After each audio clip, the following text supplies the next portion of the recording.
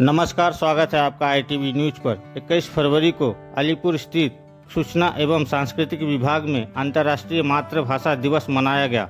समारोह की शुरुआत गीत से हुई। इसमें पुतुल खेल का भी आयोजन किया गया। पुतुल खेल के द्वारा अंतर्राष्ट्रीय मातृभाषा दिवस और बंगाली भाषा का क्या महत्व है, यह भी लोगों को बताया गया।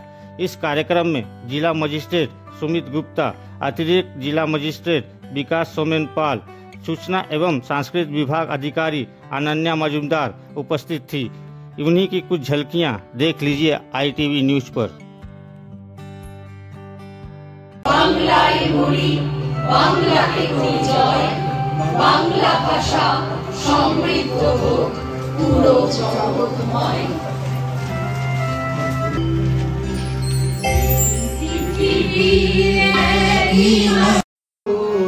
কথায় কত মানুষ হলো এ বাংলা ভাষায়, কত মানুষ হলো এ বাংলা ভাষায়। মানুষের কাছে থাকি বাংলা পাখি